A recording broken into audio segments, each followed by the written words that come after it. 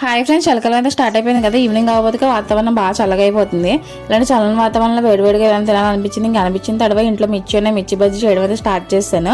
ముందుగా ఒక బౌల్లోకి శనగపిండి అనేది జల్లించి తీసుకుని ఇందులో 2 స్పూన్ వరకు బియ్యపిండి, ఉప్పు, కారం, పసుపు, చెక్కదనప్పుడు కొంచెం వాము, చిటికెడు వంట సోడా కూడా యాడ్ చేసుకొని ముందు బాగా కలిపేసుకోవాలి.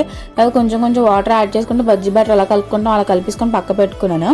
ఇంకా రొటీన్గా ఎందుకని చెప్పి మధ్యలో ఆలు స్టఫ్ పడదని చెప్పేసి ముందే ఆలు ఉడకబెట్టేసుకున్నాను. ఆలు అనేది స్మాష్ చేసుకుని ఒక బౌల్లోకి ఇందులో ఉప్పు, కారం, పసుపు, చెక్కదనప్పుడు కొంచెం గరం మసాలా, ఆనియన్స్ అనేవి సన్న తరిగినవి యాడ్ చేసుకొని బాగా కలిపేసుకొని స్టఫింగ్ కూడా ప్రిపేర్ చేసుకున్నాను. మిర్చి మధ్యలో కట్ చేసి స్టఫింగ్ అందులో పెట్టేసి అన్ని రెడీ అయిన తర్వాత డీప్ ఫ్రైకి ఆయిల్ పెట్టేసుకున్నాను.